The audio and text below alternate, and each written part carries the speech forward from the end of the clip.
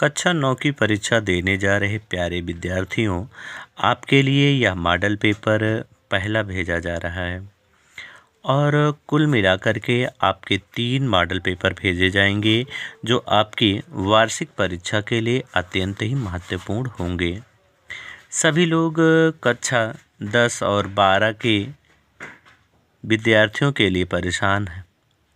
इसीलिए हमने आपके लिए विशेषकर यदि कहा जाए तो कक्षा 9 के विद्यार्थियों के लिए जो अपनी गृह परीक्षा की तैयारी कर रहे हैं, उन विद्यार्थियों के लिए यह मॉडल पेपर भेजा जा रहा है। प्यारे बच्चों, आप सबको चाहिए कि इस चैनल को सब्सक्राइब कर लीजिए, बेल आइकन दबा लीजिए, अपने प्यारे मित्रों को भी शेयर कर दीजिए और उन्हें भी यह बता दीजिए कि आपके इस चैनल पर पूर्णतः उनके प्रश्न हल कराए जा रहे हैं जो कि उनके पेपर में आने वाले हैं। यदि आप तीनों मॉडल पेपर हल कर लेते हैं तो इन्हीं तीनों मॉडल पेपर से आपकी परीक्षा में पूर्णतः अंक की प्राप्ति होने वाली है और संपूर्ण अंक आपको मिलने वाले हैं। तो आइए शुरू किया जाए कि कौन कौन से आपके प्रश्न होंगे और किस प्रकार से आपके प्रश्न दिए जाएंगे। प्यारे बच्चों, आइए OMR के प्रश्न देखे जाएं कि आपके लिए पहला प्रश्न क्या रखा गया है। तो पहला प्रश्न आपके लिए रखा गया है कि हिंदी का प्रथम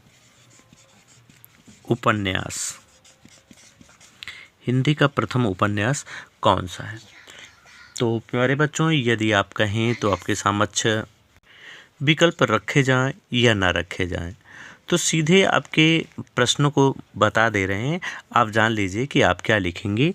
तो इसका आंसर हो जाएगा कवि गंग, यानी कवि गंग ने पहली उपन्यास लिखा था जिसका नाम क्या था,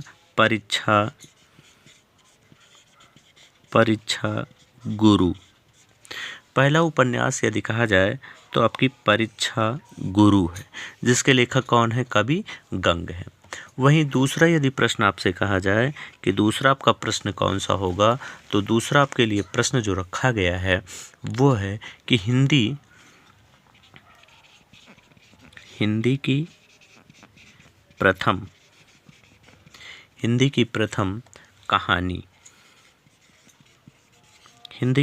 कहानी कौन है। तो आप हिंदी की प्रथम कहानी जानते हैं, कौन सी है, इंदुमती। और इसके लेखक कौन है, तो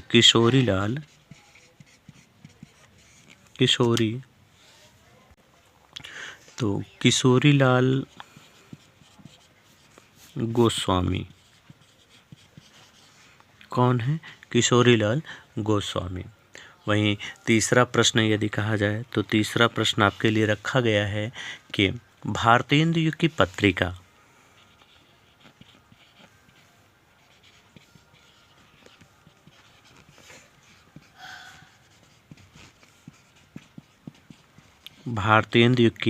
पत्रिका तो आप जानते हैं भारतेंदु युग की पत्रिका में यदि कहा जाए तो सबसे पहले नाम यदि भारतेंदु का ही लिया जाए तो इनकी पत्रिका का नाम था कवि वचन सुधा, जिसके लेखक स्वयं भारतेंदु हरिश्चंद्र ही थे। यदि दूसरी कहा जाए तो यदि चौथे प्रश्न की बात कही जाए कि तो आपके लिए है कि हिंदी का प्रथम नाटक।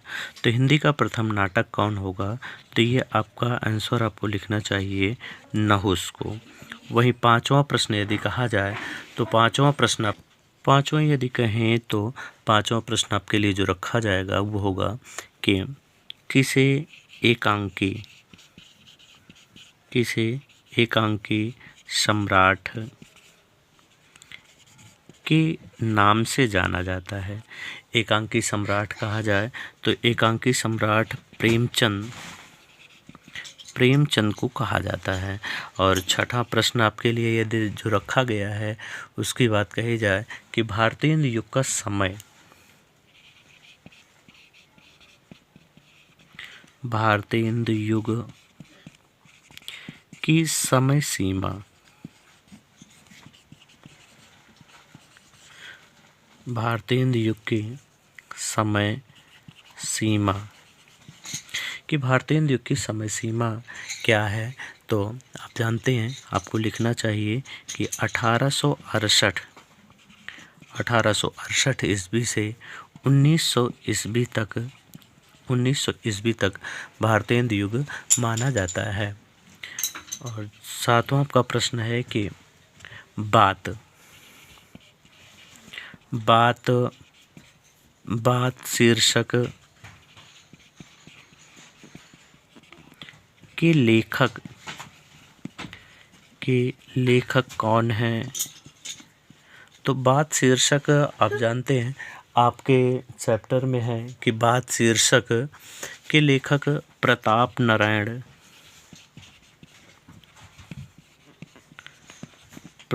नारायण मिश्र जी हैं। प्रताप नारायण मिश्र जी बात शीर्षक के लेखक हैं। आठवां प्रश्न जो आपके लिए रखा गया है वो है कि मंत्र कहानी के लेखक, यानी मंत्र कहानी के लेखक कौन हैं। तो आपको लिखना चाहिए कि मंत्र कहानी के लेखक मुंशी प्रेमचंद जी हैं। और नौवां प्रश्न जो आपके लिए रखा गया है वो है कि अकबर के नौ रत्नों में कौन कवि थे। तो आपका हो जाएगा रहीम, यानी रहीम दास जी वो अकबर के नौ रत्नों में थे। वैसे दूसरा यदि कहा जाए कि अकबर के नौ रत्नों में दूसरे कवि कौन थे तो आपको लिखना चाहिए अबुल फजल, और दूसरे थे फैजी, अबुल फजल। ये तीन कवि उनके दरबार में रहा करते थे। 10वां आपके लिए जो प्रश्न रखा गया है वो है कि रस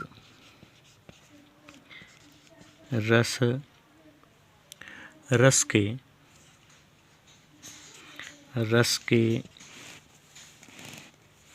कितने अंग हैं। रस के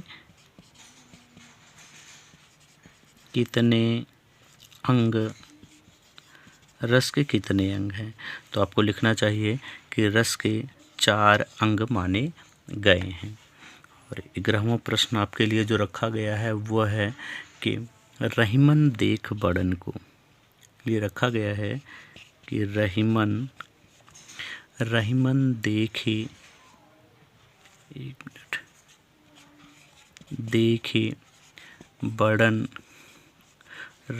देखी बड़न को ना।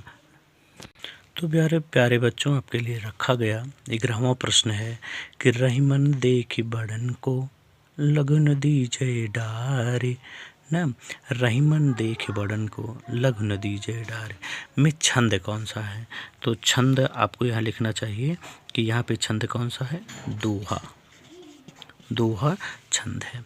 दूसरा आपका 12वां प्रश्न आपका है कि जगती जगती की भूख प्यास में कौन सा अलंकार है। तो यहाँ पे कौन सा अलंकार हो जाएगा, जगती 2 बार है। देखिए जगती यहाँ भी है और जगती यहाँ भी है, तो यहाँ हो जाएगा यमक अलंकार। वैसे आप जानते हैं दूसरा उदाहरण यदि कहा जाए तो कनक ना, ये तो आपका ये हो गया। दूसरा यदि उदाहरण कहा जाए तो कनक ते 100 गुनी मादकता अधिकाय, या खाई बउराय जग या पाई बउराय। दूसरा आपका 13वां प्रश्न जो रखा गया है वह है अमृत का तद्भव है, यानी अमृत का तद्भव क्या है। तो आपको लिखना चाहिए अमीय। और तीसरा आपका है कि कमल का पर्यायवाची ना। तो कमल के पर्यायवाची के लिए बच्चों यदि कहा जाए तो आपके चैनल पे एक वीडियो डाला गया है जहाँ पर्यायवाची आपके लिए दी गई है और इसमें पर्यायवाची की ट्रिक दी गई है। यदि आप जानते हैं कि यदि आप जल की पर्यायवाची यदि आप याद कर लेते हैं तो आपको कमल की, बादल की और समुद्र की तीनों पर्यायवाची आपको याद हो जाती हैं।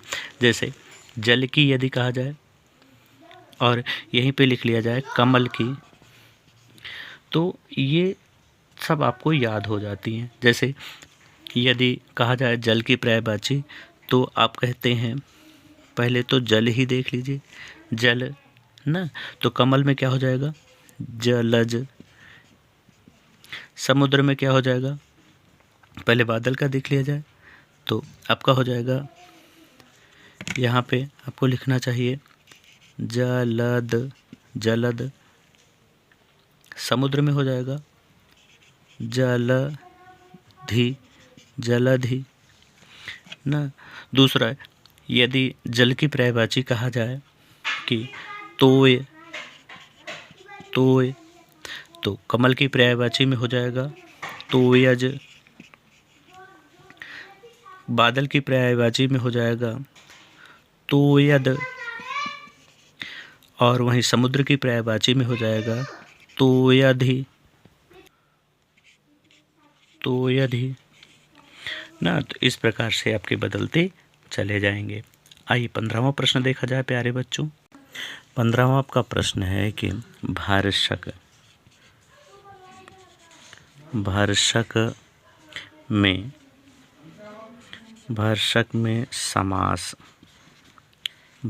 में समास है तो क्या हो जाएगा यहाँ पे, अव्ययी भाव समास। 16वां प्रश्न यदि कहा जाए, यदि शिवालय में समास विग्रह कहा जाए तो शिवधन आलय हो जाएगा। वहीं संस्कृत में यहाँ आपके विसर्ग लग जाते हैं तो यहाँ भी आपका विसर्ग हो जाएगा। आपका 17वां प्रश्न है कि राम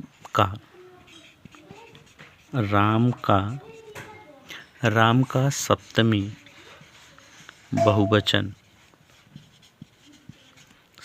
बहुवचन में कौन सा रूप बनेगा, तो यहाँ हो जाएगा रामेषु। आपका हो जाएगा रामेषु। 18 यदि कहा जाए कि लट लकार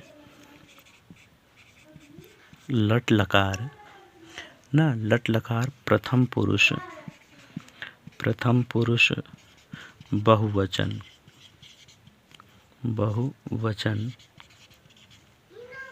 बहुवचन का रूप क्या होगा, तो यहाँ हो जाएगा कि गच्छन्तु। 19वां जो आपके लिए रखा गया है वह है कि हिंदी में कारकों की संख्या कितनी है, तो आपको रखना चाहिए 8। आपका 20वां प्रश्न है कि कफन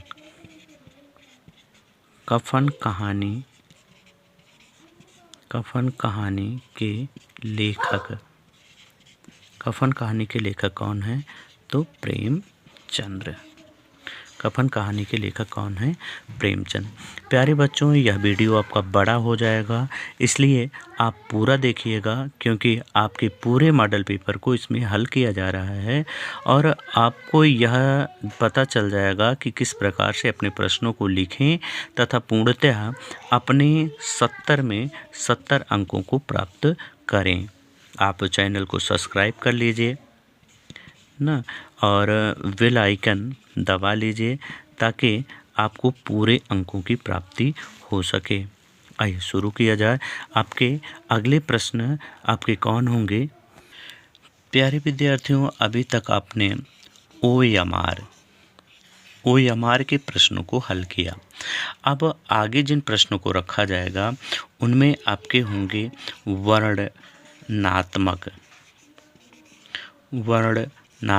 प्रश्न होंगे ना, वर्णनात्मक प्रश्न होंगे। आइए पहला प्रश्न देखा जाए कि आपके लिए कौन से पहले प्रश्न आपके रखे जाएंगे। प्यारे बच्चों, आपके लिए गद्यांश होगा और गद्यांश आपका इस प्रकार से होगा कि वह हरा भरा मैदान था, वहीं सुनहरी चांदनी एक निशब्द संगीत की भांति प्रकृति पर छाई हुई थी। वहीं मित्र समाज था, वहीं मनोरंजन के सामान थे। वहाँ मगर जहाँ हास्य की ध्वनि थी, वहाँ अब करुण क्रंदन और अश्रु प्रवाह था। आपके प्रश्न पूछे जाएंगे कि गद्यांश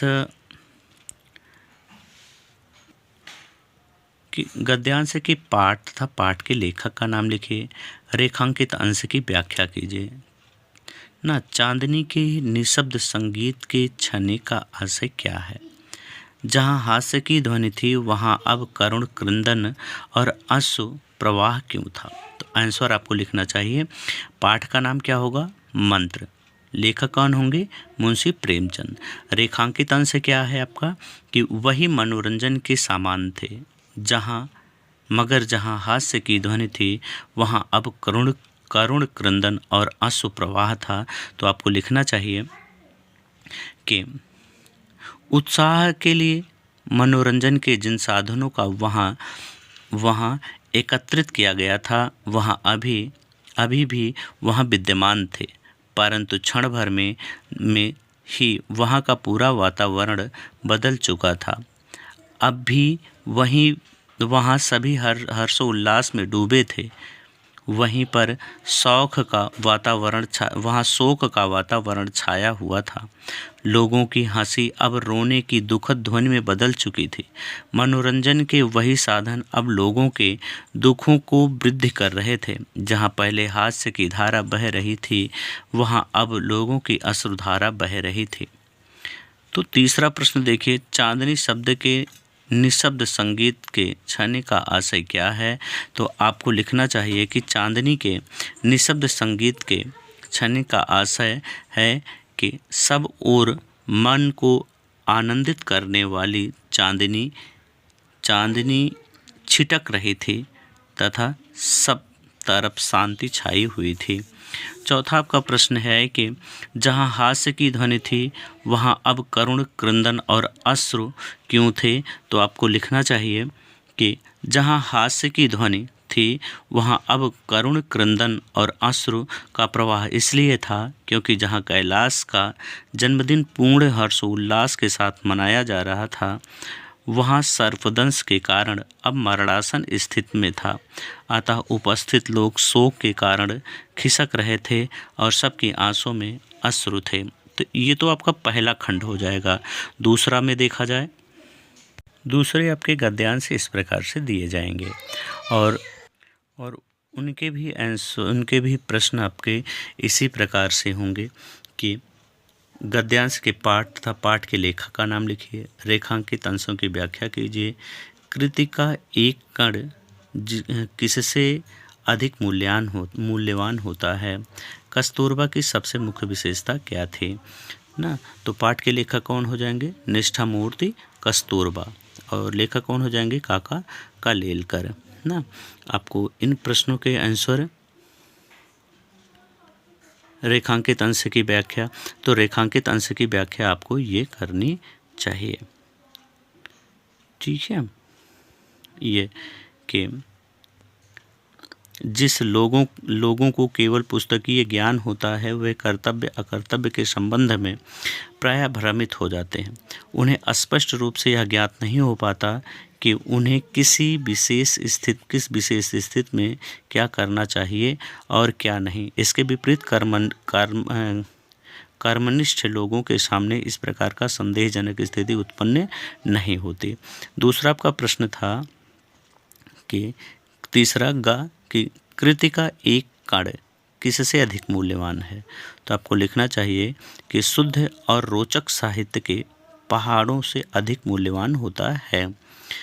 फिर अगला आपका घा है कि कस्तूरबा की सबसे बड़ी विशेषता क्या थी? तो आपको लिखना चाहिए कि कस्तूरबा की सबसे बड़ी विशेषता यह थी कि वे उनका कभी भी कर्तव्य अकर्तव्य को लेकर के दुविधा ग्रसित न होना था। तो ये तो आपका गद्य से हो गया। अब पद्य से देखा जाए, पद्यांश के जो प्रश्न होंगे वो आपके इस प्रकार से होंगे कि पद्यांश पर आधारित प्रश्नों के उत्तर दीजिए। यह आपका दूसरा प्रश्न होगा। पहला प्रश्न आपका गद्यांश से होगा, दूसरा पद्यांश से होगा। पहला आपका है कि जब मैं था तब हारी नहीं, अब हारी है मैं नाही, सब अंधियारा मिट गया, जब दीपक देखा माहे। तो इनमें देखिए प्रश्न देखिए आपका लिखा है कि पद्यांश के लेखक कौन है। तो आप जानते हैं पद्यांश के लेखक कौन है। तो यह खंड किसका है? कबीर का है और कबीर ग्रंथावली से लिया गया है। यानी आप कह सकते हैं कि यह खंड, पाठ के लेखक हो जाएंगे कबीर, पाठ का नाम हो जाएगा साखे। रेखांकित अंश की आपको व्याख्या करनी है। तो रेखांकित अंश में आपको लिखना है कि आपको पद देख लीजिए कि सब अंधियारा मिट गया। यानी यहाँ कबीरदास जी कहते हैं कि ज्ञान रूपी दीपक के प्रज्वलित होने पर मेरे हृदय से अज्ञान रूपी अंधकार समाप्त हो गया। यानी यदि कहा जाए तो यहाँ कहते हैं कि ईश्वर के दर्शन होने पर अज्ञान रूपी अंधकार स्वयं ही नष्ट हो गया ना। अगला है दीपक की तुलना किससे की गई है? तो दीपक की तुलना यहाँ ज्ञान से किया गया है। और वैसे यदि कहा जाए तो इसमें कौन सा रस है आपका? तो शांत रस है। दोहा कौन सा है? छंद कौन सा है? दोहा। अलंकार यदि कहा जाए तो अनुप्रास अलंकार आपका है। यदि आपसे पूछा जाता है तो आप लिख सकते हैं कि इसमें कौन सा अलंकार है, तो आपका यहाँ अनुप्रास अलंकार है। क्योंकि यहाँ पे देखिए, यहाँ पे है कि हरि हरि शब्द 2 बार आया है ना। हरि हरि शब्द और हरि 2 बार यहाँ पे हरि हरि शब्द आए हैं। तो यहाँ पे आपका यमक अलंकार भी हो जाएगा। अब अथवा आपका कौन सा प्रश्न होगा? आइए, आपके लिए दूसरा आपका होगा, या तो आप वो कर लीजिए या तो आप ये कर लीजिए कि कर विचार लोगों उपकार का, हमें न इससे होगा शोक, पर अपना हित आप नहीं क्यों कर सकता है नर लोक ना। तो ये आपका पद होगा। अब पहला आपका प्रश्न होगा कि पाठ का नाम तथा लेखक का नाम लिखिए। तो आप जानते हैं पाठ कौन सा आपका है? पंचवटी ना, पंचवटी से लिया गया है। और इसके लेखक कौन है? राष्ट्रकवि मैथिली शरण गुप्त ना। दूसरा आपका प्रश्न है कि रेखांकित अंश की व्याख्या कीजिए। तो रेखांकित अंश की व्याख्या में आपको लिखना चाहिए कि इस दुनिया में लोग अपना हित स्वयं क्यों नहीं कर सकते, वे अपनी सुख सुविधा के लिए राजा पर क्यों निर्भर रहते हैं ना। यदि वे लोग अपना हित कर सकते हैं तो यह संसार कितना सुखद होता ना। यह लक्ष्मण के विचार थे। यानी लक्ष्मण जी ने इस प्रकार उन्होंने सोचा था। अगला है आपका कि पद्यांश में अलंकार, यानी इस पद्यांश में कौन सा अलंकार है। तो पद्यांश आपका ये है, इसमें कौन सा आपका अलंकार है? तो आपको बताना चाहिए कि इसमें उत्प्रेक्षा तथा अनुप्रास अलंकार की छटा विद्यमान है। और वैसे यदि आपसे रस पूछ लिया जाता तब तो इसमें शांत रस है। यहीं पे यदि तीसरा प्रश्न आपसे कहा जाए कि तीसरा प्रश्न कहाँ से होगा, तो तीसरे प्रश्न में आपको गद्यांश एक संस्कृत आपकी दिग्दर्शिका ना, जो हिंदी के पिछले भाग में होती है, उसे एक गद्यांश दिया होगा। गद्यांश का आपको अनुवाद लिखना होता है। गद्यांश को आपका अनुवाद लिखना होता है। आइए देखा जाए कि कौन सा आपका गद्यांश है जो आपको लिखना होगा। या तो आप का कर लीजिए ना। तो गद्यांश में आपका का अथवा खा रहता है, का अथवा खा रहता है। चौथा प्रश्न आपसे पूछा जाएगा कि निम्नलिखित संस्कृत गद्यांश का संदर्भ सहित हिंदी में अनुवाद कीजिए ना। तो आपको लिखना चाहिए कि है कि सताम सज्जनानाम आचारः सदाचारः, ये जनः सदैव विचारयन्ति सदयो वदन्ति सदयो आचरन्ति चा ते एव सज्जना भवन्ति। यानी अनुवाद क्या हो जाएगा इसका? यदि संदर्भ कहा जाए तो प्रस्तुत संस्कृत हमारी प्रस्तुत संस्कृत गद्यांश हमारी पाठ्यपुस्तक हिंदी के संस्कृत खंड अंतर्गत सदाचार नामक पाठ से लिया गया है या उद्धृत है।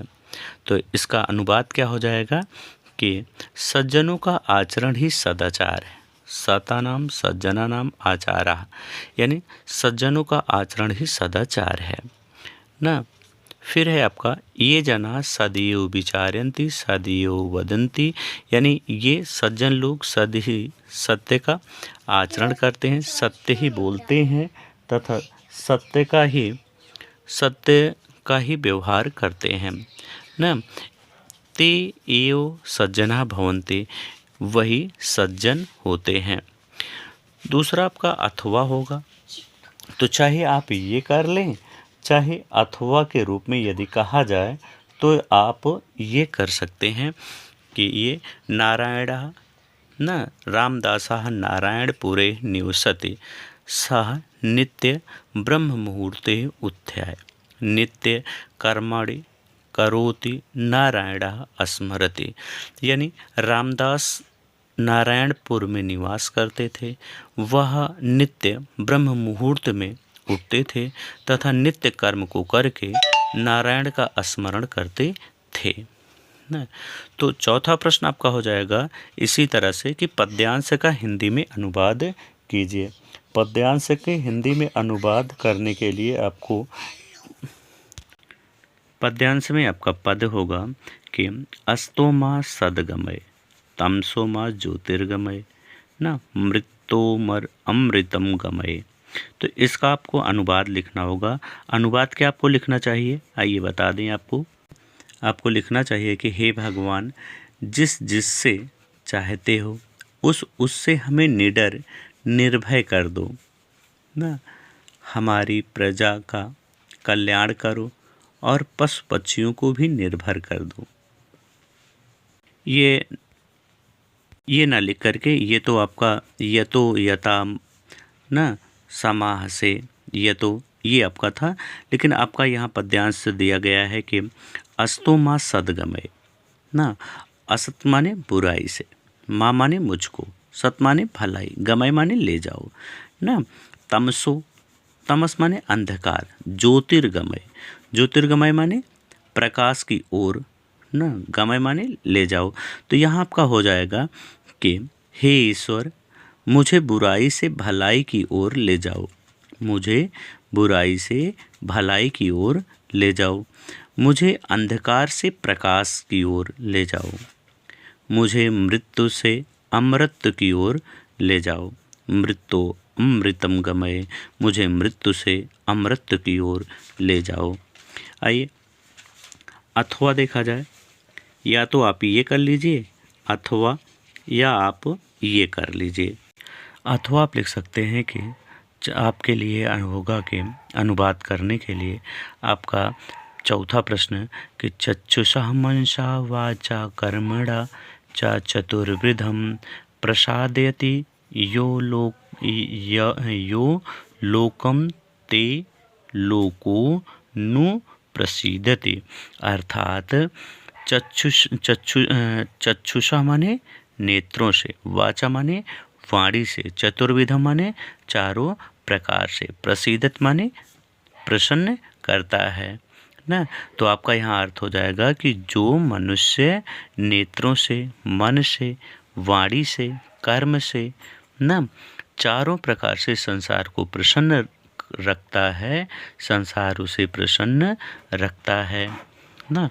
पांचवा आपका प्रश्न हो जाएगा कि दीपदान कहानी के आधार पर, दीपदान एकांकी के आधार पर किसका पन्ना का चरित्र चित्रण कीजिए, अथवा नए मेहमान एकांकी न का सार अपने शब्दों में लिखिए। सार माने सारांश अपने शब्दों में लिखना है। छठवां प्रश्न आपका होगा कि किसी एक लेखक का नाम लिखो ना, और उनकी रचना लिखनी है। लेखक कौन आपके होंगे? प्रताप नारायण मिश्र, प्रेमचंद्र, महादेवी वर्मा, श्री राम शर्मा। यानी चारों में से किसी एक गद्य लेखक का आपको नाम लिखना है। इसी प्रकार से जिस प्रकार आपका गद्य होगा उसी प्रकार से आपका पद्य भी होगा। यानी खा में आपका होगा क्या? पद्य से आपके पूछे जाएंगे। आठवां आपका है कि किसी एक कवि का जीवन परिचय तथा उनकी रचना लिखो। कवि आपके कौन से हैं? कबीरदास, रहीम, जयशंकर प्रसाद, निराला। यानी चारों में से किसी एक कवि की जीवन परिचय आपको लिखनी होगी। सातवां प्रश्न आपका होगा कि अपनी किताब का एक श्लोक लिखिए जो पेपर में ना हो। यानी अपनी किताब का लिखना है जो आपकी इसमें ना हो, ना, पेपर में ना दिया गया हो। तो आप एक श्लोक याद कर लीजिएगा और ये 2 नंबर आपको मिल जाते हैं इसका। अगला आपका है पत्र। आपका पहला प्रश्न होगा पत्र में कि अपने प्रधानाचार्य को 2 दिन के अवकाश हेतु प्रार्थना पत्र लिखिए। तो आपको लिखना चाहिए सेवा में। जैसे आप एप्लीकेशन लिखते हैं कि सेवा में प्रधानाचार्य, ना, भगवान परशुराम इंटर कॉलेज शाहजहाँपुर, 2 दिन के विषय आपको लिखना चाहिए कि 2 दिन के अवकाश हेतु प्रार्थना पत्र। आपको लिखना चाहिए महोदय, सबने निवेदन है कि मेरे भाई का विवाह 26, ये अपडेट कोई भी डाल सकते हैं, XYZ, ना, आगरा में संपन्न होने जा रहा है। अतः मुझे माता पिता के साथ विवाह में सम्मिलित होने के लिए जाना है। आपसे प्रार्थना है कि 26/7 इतना अपने प्रधानाचार्य को 2 दिन के अवकाश हेतु प्रार्थना पत्र में आपको इस प्रकार लिखना चाहिए सेवा में प्रधानाचार्य, ना, भगवान परशुराम इंटर कॉलेज, आपका जो भी विद्यालय हो उसका नाम, जहाँ पे वह स्थित हो। विषय में आपको लिखना चाहिए कि 2 दिन के अवकाश हेतु प्रार्थना पत्र। महोदय, सबने निवेदन है कि मेरे भाई का विवाह इतना आगरा में संपन्न होना है, अतः मुझे माता पिता के साथ विवाह में सम्मिलित होने के लिए आपसे प्रार्थना है कि 26 इतना को अवकाश प्रदान करने की कृपा करें। आपकी महान कृपा होगी। आपका आज्ञाकारी शिष्य है। आपका यह नाम न लिख करके आप XYZ लिख सकते हैं। आप यदि 9 के हैं तो आप कक्षा 9 डाल दीजिए। दूसरा अथवा आप लिख सकते हैं, आपके 2 होंगे और दोनों में से आप कोई भी लिख सकते हैं। अपने प्रधानाचार्य को स्थानांतरण प्रमाण पत्र यानी TC हेतु एक आवेदन पत्र आपको लिखना है। तो आपको लिखना चाहिए सेम जैसे आप प्रार्थना पत्र के लिए लिखते हैं वैसे ही आपको लिखना चाहिए सेवा में, ना, प्रधानाचार्य, आपके कॉलेज का नाम, जहां आपका कॉलेज हो, सेवा में। विनम्र निवेदन है, ना, महोदय, विनम्र निवेदन है कि मैं विद्यालय की कक्षा 9 का छात्र हूँ। मेरे पिता का स्थानांतरण आगरा के लिए हो गया है, अतः मुझे भी उनके साथ जाना होगा। मुझे वहाँ के विद्यालय में प्रवेश हेतु TC, ना, स्थानांतरण प्रमाण पत्र की विशेष आवश्यकता है। यथाशीघ्र TC प्रदान कर अनुग्रहित करें। तो यहाँ आप दिनांक लिखेंगे। दिनांक के बाद आप दाहिनी तरफ आपका आज्ञाकारी शिष्य, आपका जो भी नाम है, आप नाम के साथ साथ ना लिख करके आप XYZ लिखिएगा, क्योंकि पेपर में आपको अपना नाम लिखना नहीं होता। प्यारे बच्चों, आपका दूसरा आपका प्रश्न होगा, 9वां आपका प्रश्न होगा जो पहले खंड का शेष था, ना, तो 2 प्रश्नों के उत्तर संस्कृत में दीजिए। पहला आपका है कि नारायणपुरे का निवसति, यानी नारायणपुर में कौन रहता है। तो आपको का की जगह पे क्या लिखना है? नारायणपुरे रामदासः निवसति, ना। दूसरा आपका प्रश्न है कि विनय कस्मात् उद्भवति, ना, विनय कस्मात् उद्भवति, यानी विनय का जन्म कहाँ होता है। तो आपको लिखना है कस्मात् के स्थान पे क्या लिखना है? सदाचारात्, यानी सदाचार से। तीसरा आपका प्रश्न है कि क्रोधम केन जयेत, यानी क्रोध को किससे जीता जा सकता है। तो केन के स्थान पे क्या लिखेंगे? अक्रोधहीन, यानी अक्रोधहीन से किसको जीता जा सकता है? क्रोध को। ना। और आपका अगला का यदि अंतिम प्रश्न कहा जाए, 10वां का प्रश्न कहा जाए, तो आपके लिए होगा निबंध। निबंध आपसे पूछा जाएगा और यह निबंध आपका 7 नंबर का होगा। आपसे निबंध में पूछा जाएगा कि पहला अनुशासन पे आप लिख लीजिए, या आपसे दूसरा प्रश्न पूछा जा सकता है कि पर्यावरण प्रदूषण के बारे में आपसे पूछा जा सकता है। तीसरा आपसे पूछा जा सकता है कंप्यूटर शिक्षा के बारे में, आपसे पूछा जा सकता है। वहीं चौथा प्रश्न आपसे पूछा जा सकता है कि विज्ञान अभिश्राप है या फिर वरदान, आपका वरदान है ना। अभिश्राप है या वरदान है। तो इन्हीं चारों पे आपका निबंध पूछा जाएगा। प्यारे बच्चों, आपका जो पहला भाग था, पहले भाग में आपके पहले प्रश्न से लेकर के, यानी यदि कहा जाए कि भाग का में आपका OMR रखा गया है और आपके वर्णनात्मक प्रश्नों में एक प्रश्न से लेकर के 8वें प्रश्न तक रखा गया है, तथा आपके दूसरे भाग में 9 से आपके, ये पहले भाग में आपको 1 से 7 तक के प्रश्न रखे गए हैं, 1 से 7 तक के प्रश्न रखे गए हैं। वहीं आपके दूसरे भाग में आपके 8 से अंतिम प्रश्नों तक की व्याख्या की गई है। आपको चाहिए कि दोनों भाग आप देख लें, और इसके साथ साथ अगले मॉडल पेपर आपको जल्द प्राप्त हो जाए, इसके लिए आपको चाहिए कि आप चैनल को सब्सक्राइब कर लीजिए, बेल आइकन दबा लीजिए, क्योंकि यदि आप सब्सक्राइब किए होंगे और बेल आइकन दबाए होंगे तभी आपको नोटिफिकेशन जल्दी प्राप्त हो जाते हैं।